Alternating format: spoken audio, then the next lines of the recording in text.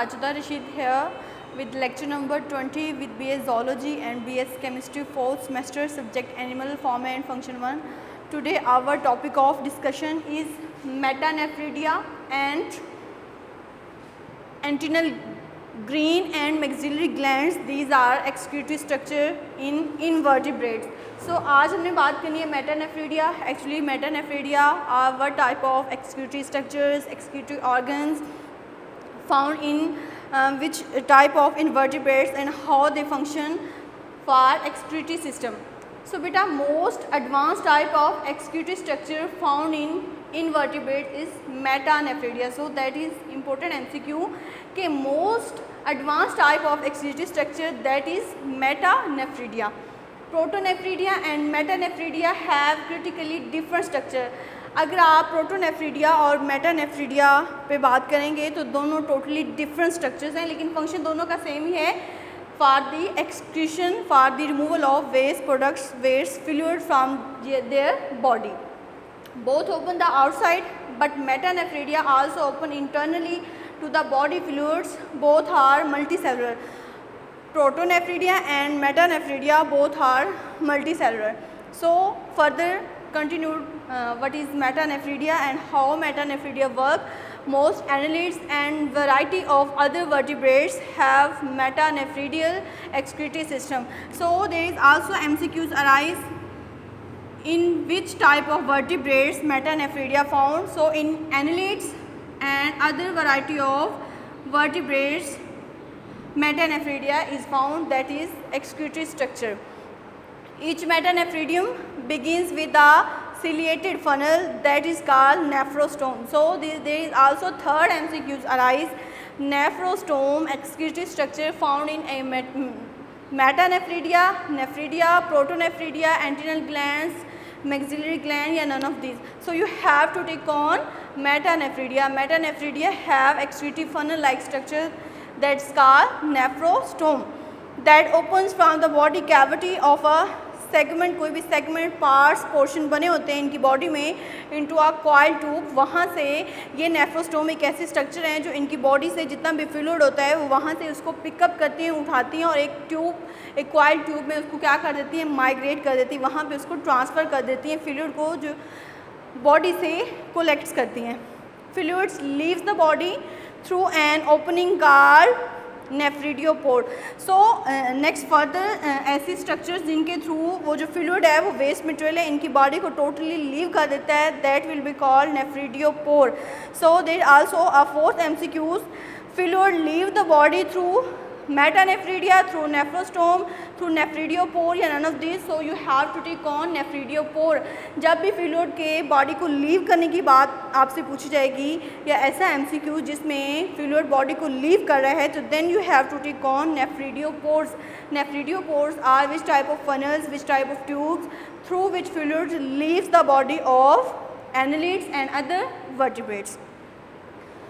Further we move on what type of excretory structures, excretory organs found in different vertebrates and how they work. So we have to discuss about metanephridia, how metanephridia work. We further move on their reproduction and different physically behaviors.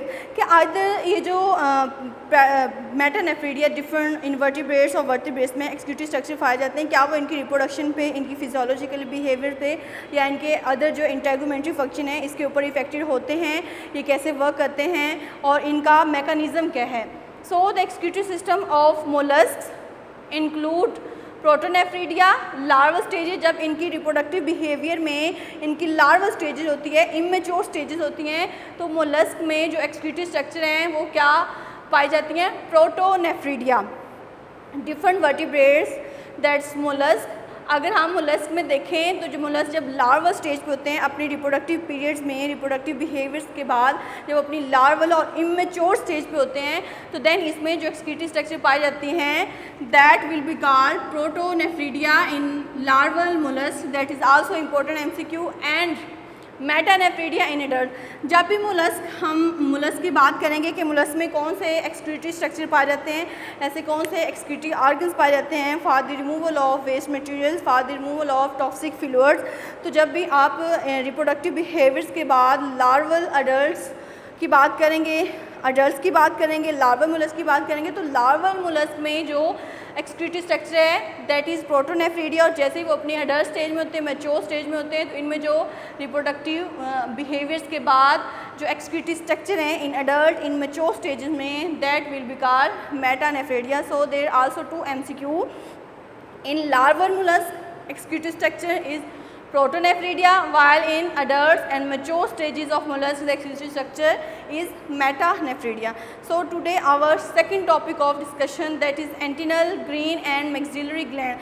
As you know beta, by indicating its name, antennal glands को green glands कहा गया and maxillary gland, how they work and why this name given to this. The excretory organs in some crustacean that is crayfish and crabs. अगर आप crayfish और crabs different other आप vertebrates की crustaceans की बात करेंगे तो इनमें जो एक्सक्रीटरी ऑर्गन है वो क्या है, एंटीनल ग्लैंड्स या फिर ग्रीन ग्लैंड। अब इनको एंटीनल और ग्रीन ग्लैंड्स क्यों कहा गया है, because of their location near the antenna, because these glands are located near antenna, antenna के पास ही प्रेजेंट होते हैं and their green like colour, इनकी जो अपीयरेंस होती है वो ग्रीन कलर की होती है, दैट्स वाई इनको क्या कहा गया, एंटीनल ग्रीन ग्लैंड्स। एंटीनल इसलिए कहा गया है क्योंकि ये इनके एंटीना के पास प्रेजेंट होते हैं, और ग्रीन इसलिए कहा गया क्योंकि इनकी अपीयरेंस और कलर ग्रीन होता है, that's why these excretory structure, these excretory organs have named antennal green glands. How they work, इनका मैकेनिज़्म क्या है, working ability, working target function कैसे परफॉर्म करते हैं in other crustacean, some crabs, shrimps and pill bugs. अगर हम दूसरे other crustaceans की बात करें, क्योंकि क्रस्टेशियन में डिफरेंट कैटेगरीज आ जाएंगी, अगर हम डिफरेंट कैटेगरीज पे मूव ऑन करें, then the excretory organs are near the maxillary gland. इनके जो आपको you have to know in the previous lecture in your second and third semester, there are 2 types of jaw, upper jaw and lower jaw. Upper jaw will be called mandible and lower jaw will be called maxillary. If the organs are present in their antenna, it will be called antennal glands, and if these reproductive behaviors after that, these excretory organ found near their maxillary segment, then it will be called maxillary glands. अगर तो ये excretory organ इनके different body areas में located हैं, अगर तो ये organ इनके एंटीना के पास लोकेटेड हैं, then it will be called antennal glands. और अगर इनके मैक्सिलरी सेगमेंट्स के पास प्रेजेंट हैं तो हम ऐसे ऑर्गन को क्या कहेंगे, मैक्सिलरी ग्लैंड्स।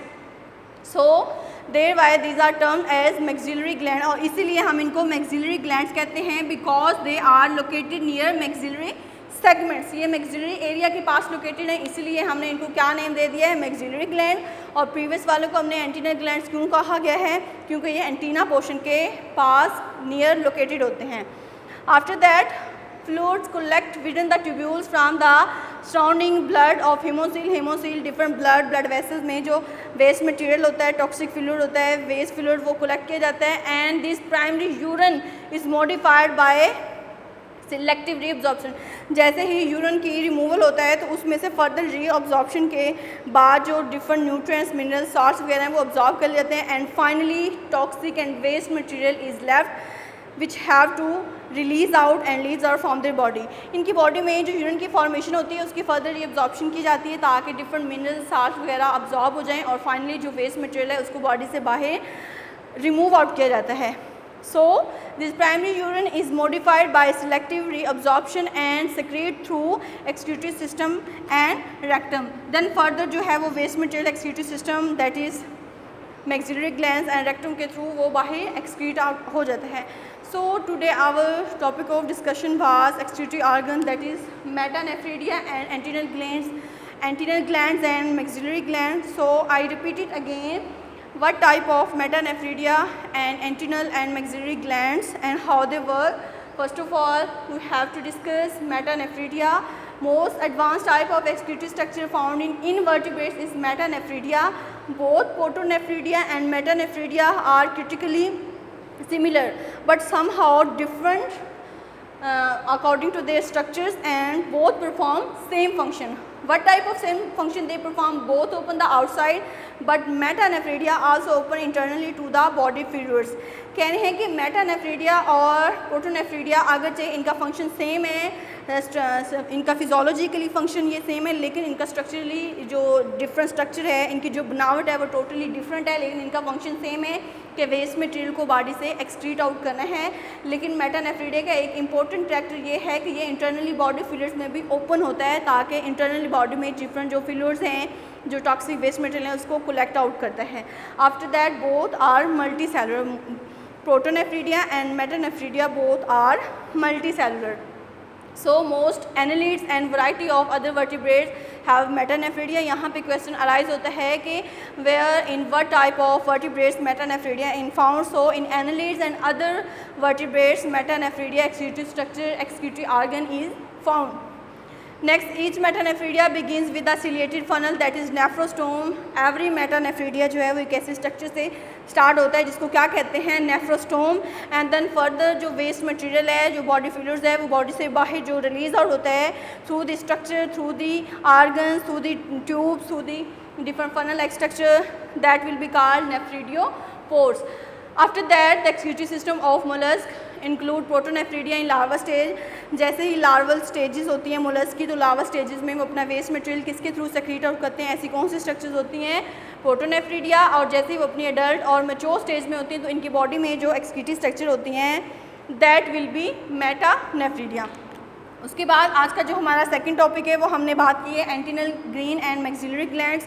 अब इसको एंटीनल ग्लैंड्स क्यों कहा गया है? Because they are located near their antenna, that's why these are called antennal glands. And these gland perform the function for the removal of waste and toxic fluid from their body. And maxillary gland also called fluid collect within the tubules and after that इस reabsorb, इसकी further reabsorption होती है, different minerals और salt वगैरह absorb कर ले जाते हैं. और आफ्टर दैट जो टॉक्सिक फ्लूइड होता है it will be remove out by excretory structure, maxillary and antennal glands and through rectum.